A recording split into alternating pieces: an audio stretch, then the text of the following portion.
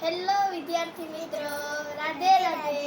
જો તમે પણ મારી મમ્મીની જેમ ટેટ હાઈ સેકન્ડરી અને સેકન્ડરીની એક્ઝામ દીધી હોય તો તમારે એની માહિતી જાણવી હોય તો મારા માસીનો વિડીયો જરૂર છેલ્લે સુધી જોજો. અને જો તમને મારા માસીનો વિડીયો ગમ્યો હોય તો લાઈક, ચેનલને સબસ્ક્રાઈબ કરી દેજો અને તમારા મિત્રોને શેર પણ કરી દેજો. હેલો વિદ્યાર્થી મિત્રો, રાધે રાધે. તો આપણે આજે તમારા માટે ઇન્ફોર્મેશન લઈને આવી ગયા છે કે કેટલા ગ્રેસિંગ મળશે તમને. જો જે પ્રશ્ન સુધરવાના છે ને એની આપણે અત્યારે વાત નથી કરતા, પણ ગ્રેસિંગ તમને 99% 3 પ્રશ્નોમાં ગ્રેસિંગ મળશે. શું કામે? તમને ખબર છે, પહેલો જ પ્રશ્ન હતો નવી રાષ્ટ્રીય શિક્ષણ નીતિનું માળખું, બરાબર? તો કે એમાં 4 આવતું હતું 2ની જગ્યાએ, એટલે આ પ્રશ્ન માં એકેય ઓપ્શન સાચો નહોતો. પછી આ નમો લક્ષ્મી વાળો હતો 50,000 વાળો, એમાં પણ નહોતો. અને 93 નંબરમાં પ્રશ્નમાં 4 આપેલું હતું જવાબમાં, એની જગ્યાએ ફોગ આવતું હતું. ફોગ એટલે શું આવતું હતું? ધુમ્મસ વાળો. તો એમાં પણ એકેય જવાબ સાચો નહોતો. એટલે જે મિત્રો એક્ઝામની તૈયારી કરતા હોય ને મેન્સની, એને આ 3ના 99% ગ્રેસિંગ મળશે. કેટલા? 99%. 1% હું કેમ નથી કહેતા? પછી સમિતિને એવું લાગે કે નથી આપવું તો ન પણ આપ્યું, બરાબર? તો 99% ગ્રેસિંગ મળશે. જો આપણું કેવું છે 99% આ 3 પ્રશ્નોમાં ગ્રેસિંગ મળશે. જો આ 3 પ્રશ્નો ગ્રેસિંગ મળે અને તમારા ખોટા હોય તો તમારા 3 ઉમેરાય, પ્લસ કેટલા ઉમેરાય? માઇનસ પદ્ધતિ છે તો 0.75. તો તમારા કેટલા જવાબ પ્લસ થશે? સોરી, માર્ક કેટલા પ્લસ થશે? તો કંઈક 2 વાર લખાઈ 0.75 માર્ક ઉમેરાશે. કેટલા માર્ક ઉમેરાશે? જે મિત્રોને ખોટા પડતા હોય. હવે તમને આનું ગણિત સમજાશે કે તમારે મેન્સ લખવાની હોય અને તમે 68 પહોંચ્યા હોય કે 67 પહોંચ્યા હોય કે 68 પહોંચ્યા હોય, બરાબર? માર્ક્સ થતા હોય અને તમને આ 3 માર્કના ગ્રેસિંગ મળે તો તમે 70 પહોંચી જાઓ, 70 કે 70 પ્લસે પહોંચી જાઓ. કારણ એકાદો તમને હજી એકાદો નહીં, પણ મારા ખ્યાલથી એક પ્રમાણ સૂચક વાળો હતો ને, એક ઈ પ્રશ્નમાં એ ને ડી આવી છે. પ્રમાણ સૂચક, ખબર? પ્રમાણ સૂચક. પછી એક પ્રશ્ન હતો કલમ 21 આવતું હતો, કલમ 21. એટલે તમને એમ થશે કે આમાં 2 જવાબ આપશે 2ની જગ્યાએ, તો એવું વિચારતા પણ નહીં. જે સાચો જવાબ હશે ને એ આ રાજ્ય પરીક્ષા બોર્ડ આખર બદલી દે છે. તમે ટેટ 1માં જોયું હોય ને તો એકમાં બી જવાબ આપ્યો તો અબકડ વાળો, બરાબર? મને અત્યારે એના ઓપ્શન યાદ નથી. કબચ વાળો હતો. તો કે એમાં આન્સર કે આવી ને ત્યારે બી જવાબ આપ્યો હતો. હું આપ્યો હતો? બી આપ્યો હતો.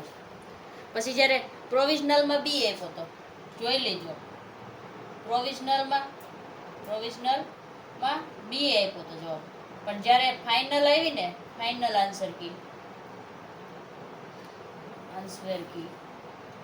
ત્યારે જવાબ સી થઈ ગયો હતો, બરાબર? જવાબ કયો આપી દીધો હતો? સી આપી દીધો હતો. અને બીને રદ કરી દીધો હતો. આપણે કેના મૂળ એમાં પ્રૂફ પણ આપેલા હતા પ્રજ્ઞાના વાળા, બરાબર? તો રીતસરનો જવાબ આખો જ બદલી દીધો હતો. એટલે તમને હું એક આ કલમ 21માં 2 જવાબ છે તો 2 આપશે ને 21 આપશે એવી આશા રાખીને ન બેસતા. કારણ જો ખોટો છે ને તો એ જવાબ સુધારી દેશે ને તો એક જ આપશે. આ ટેટ 1માં થયેલું છે. તમે જો એને આન્સર કી જોઈ હોય ને તો તમને ખબર પડશે. આ બી વાળો તમે જોઈ લેજો. પ્રશ્ન નંબર કેટલો છે મને ખબર નથી, પણ જ્યારે પ્રોવિઝનલમાં બી આપ્યો હતો અને ફાઇનલ આન્સર કી આવી ને ત્યારે સી આપી દીધો. નકર એને બી અને સી બંને આપવાનો હતો. કારણ એકવાર જવાબ સાચો આપ્યો હોય પછી બદલી થોડો શકાય. પણ આ વખતે રાજ્ય પરીક્ષા બોર્ડે એવું કર્યું હતું. નકર કોઈ વખત એવું નથી કરતી, 2 જવાબ આપી દે, બી ને સી. તો તમારે એકમાં છે ને એ ને ડી આવશે. પ્રમાણ સૂચક ક્રિયા વિશેષણ વાળો હતો, ખબર? 2 ઓપ્શન હતા, એ અને ડી, ક્રિયા વિશેષણ. આમાં 2 જવાબ પાક્કા. એટલે જે મિત્રો એ ને ડી કર્યું છે ને એને પણ એમાં 1 માર્ક મળી જશે. અને આ 3 પ્રશ્નોમાં જેને ખોટા હોય ને એને ગ્રેસિંગ તો મળવાનું જ છે 100%. 99% કહે છે પણ 100% મળી શકે છે, બરાબર? કારણ આમાં તો આપણે સીધું NEP 2020નો આ પ્રૂફ જ આપેલું છે, જે નવી પોલિસી છે. અને 93માં આપણે પ્રૂફ આપેલું જ છે ધોરણ 9ની ઇંગ્લિશનું. બરાબર. તો કે જે મિત્રો હવે કટ ઓફ એ નથી પહોંચતા ને 70ની પ્લસ કે એની આજુબાજુ કટ ઓફ રહેશે, એટલે એની આજુબાજુ જો આ રીતની ગણતરી કરે કે તમારે 65 કે એમ કંઈક માર્ક આવતા હોય ને 65 કે 65 પ્લસ, એ બધા શેની તૈયારી કરાય? તો કે મેન્સની તૈયારી કરાય. બધા શેની કરાય? મેન્સની કરાય. કારણ 3 માર્ક તો તમારા અહીંયા પાકા થઈ ગયા, એટલે 3.75 તો તમારા પાકા થઈ ગયા જો તમને ગ્રેસિંગ મળતું હોય તો. આમાં એક NAD આવશે, બરાબર. પછી આ 21 કલમવાળો સુધરશે. એવા આપણે નહીં તો 8 થી 10 પ્રશ્ન તો આપણે વિડીયોમાં મૂકેલા છે, એનાથી નહીં વધારે હશે મને એમ છે, બરાબર. તો એ વિડીયો તમે જોઈ લેજો કે કયા પ્રશ્નમાં તમને ગ્રેસિંગ મળે એમ છે ને ક્યાંમાં જવાબ બદલવાના છે. તો તમે એ આપણો યુટ્યુબમાં વિડીયો છે જોઈ લેજો, એટલે તમને ખ્યાલ આવી જશે કે તમારે કેટલા પ્રશ્ન સુધરે એમ છે. આપણે પ્રૂફ સાથે જ મૂકેલો છે, બરાબર. ડિસ્ક્રિપ્શનમાં આપણે એની લિંક મૂકી દઈશું, ત્યાંથી પણ તમે જોઈ શકશો. હવે 2026 ને 27માં કેટલા શિક્ષકોની ભરતી થવાની છે? અત્યારે તમે જોવો ને તો સ્પેશિયલ એજ્યુકેટરની ભરતી આવી ગઈ છે કાલથી, બરાબર. અને 11,000 શિક્ષકોની પહેલાં જ આવી ગઈ હતી, બરાબર. જો તમને ખબર છે કે 11,000 ટેટ 1 1 થી 5 આવી ગયા, પ્લસ 3,000 કચ્છ સ્પેશિયલ આવવાની છે. અને અત્યારે તમારે નહીં તો એ કેટલી આવી?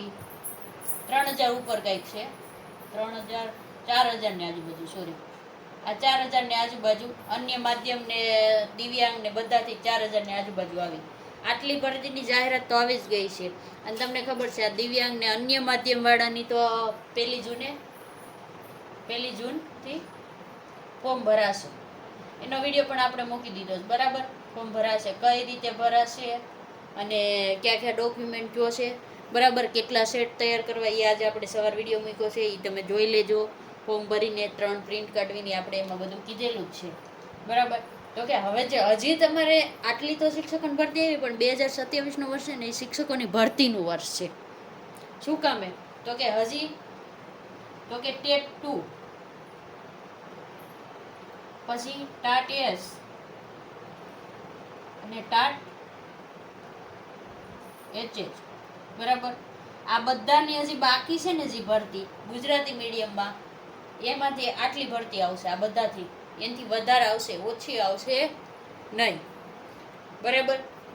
આનાથી વધારે આવશે. અને તમે આપણે એક પરિપત્ર મૂકી દીધો હતો કે બિન અનુદાનિત સ્કૂલોવાળાને પણ રોસ્ટર 31/5/2026 લગીનમાં રોસ્ટર મુજબ જગ્યાઓ આપવાનું કહી દીધું. એટલે એની પણ ટૂંક સમયમાં જાહેરાત આવશે ભરતીની ગ્રાન્ટેડ સ્કૂલોમાં, બરાબર. તો એ તો બધી અલગ જ હો. અને હવે તમને એમ થશે કે આ બધું થઈ જશે તો ટાટ સેકન્ડરીનું રિઝલ્ટ ક્યારે આવશે? ટાટ સેકન્ડરીનું રિઝલ્ટ છે ને જૂન મહિનામાં આવશે. ક્યારે આવશે? જૂન મહિનામાં આવશે. કેમ જૂન મહિનામાં? તો કે હજી તો વાંધા અરજીઓ પૂરી થઈને પૂરી થઈ છે. હજી તો કેટલા પ્રશ્નો વાંધા અરજી થઈ છે ને કુલ કેટલી વાંધા અરજી થઈ છે ને એ હમણાં તમને ડેટા મળશે. તમને ખબર છે ટાટ સેકન્ડરીમાં જોઈએ ને તો કે ટાટ સેકન્ડરીની સોરી ટાટ HSમાં તમને ખબર છે 3,000 પ્લસ વાંધા અરજી થઈ હતી. કેટલી થઈ હતી? 3,000 પ્લસ વાંધા અરજી. તો સેકન્ડરીમાં તો મારા ખ્યાલથી આંકડો પાર જ કરી દેશે. આપણે છે ને ટાટ હાઈ સેકન્ડરીમાં છે ને કોઈ પ્રશ્ન ને પ્રૂફ નહોતું મૂક્યું. જ્યારે ટાટ સેકન્ડરીમાં બધાના વિડીયો વાયરલ થઈ ગયા હતા. તમે યુટ્યુબમાં જોજો, બધે પ્રૂફ સાથે મૂકી દીધા હતા. એટલે આમાં વાંધા અરજી છે ને વધારે થઈ છે. જેટલી વાંધા અરજી વધારે એટલી ચેક કરતા વાર લાગશે. એટલે તમારું રિઝલ્ટ મોડું આવશે. ફાઇનલ આન્સર કી તો કે મોડી આવશે, બરાબર. કમિટી બેસાડવી પડશે ને વિષયવાર, એટલા માટે. તો કે રિઝલ્ટ તમારું જૂન મહિનામાં આવી શકે. તો મેન્સ ક્યારે આવે? તો કે જુલાઈમાં એન્ડમાં આવી શકે. ક્યારે? જુલાઈના એન્ડમાં આવે તો, નકર ઓગસ્ટની શરૂઆતમાં આવે. અને આ પરીક્ષા લેવાય પછી એને ટેટ 1ની ભરતી થાય પછી ટેટ 2ની એક્ઝામ આવી શકે. આપણે કહી જ છે કે ઓક્ટોબરમાં એની જાહેરાત આવી શકે ને સપ્ટેમ્બર અથવા તો નવેમ્બર, એટલે કે દિવાળી પહેલાં પરીક્ષા ટેટ 2ની લેવાઈ જશે. અને જેવી ટેટ 2ની પરીક્ષા લેવાઈ જશે ને એવી પાછી કઈ આવશે? તો કે અહીંયા લખી દેવી ટેટ 1ની આવી જશે. ટેટ 1ની દિવાળી પછી 100% આવશે. કેટલી? 100% ટેટ 1ની દિવાળી પછી એક્ઝામ આવી જશે.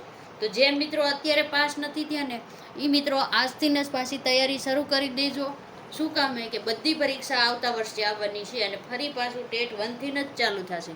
પહેલાં ટેટ 1ની પરીક્ષા દિવાળી પછી 100% આવી જશે. પછી દિવાળી પછી એટલે તમે સમજો ને કે 12મા મહિનામાં પણ આવી શકે ને પહેલા મહિના 2027માં પણ આવી શકે, પણ ટેટ 1 આવવાની છે તો તમારી પાસે 5 થી 6 મહિના છે, તો તમે ફૂલ તૈયારી કરી લેજો. કારણ આવો મોકો તમને વાર નહીં મળે, કારણ દર વર્ષે ભરતી ચાલે છે અત્યારે, એટલા માટે તો અત્યારથી જ મહેનત કરવાનું શરૂ કરી દેજો. અને જે મિત્રો ટાટ સેકન્ડરી ને ટાટ હાઈ સેકન્ડરીમાં પાસ નથી થયા એનું મેઇન ફોકસ અત્યારે ટેટ 2માં હોવું જોઈએ. અને ટેટ 2 માટેનો સિલેબસનો વિડીયો ઘણા મિત્રોની રિક્વેસ્ટ હતી, તો આપણે ટૂંક સમય બનાવીને મૂકી દઈશું. નવો સિલેબસ, જૂનો નહીં, એટલે આપણે એમાં પણ એક ડિટેલમાં વિડીયો બનાવી દઈશું. અને હવે જે મિત્રો પાસ નથી થયા એને ટેટ 2 ઉપર ફોકસ કરવાનું છે. એમાં પણ ભરતી આવવાની છે 3000+ શિક્ષકોની. બરાબર. જો વિડીયો સારો લાગ્યો હોય તો એક લાઈક કરી દેજો, કમેન્ટ કરી દેજો અને તમારા મિત્રોને શેર કરી દેજો. રાધે રાધે.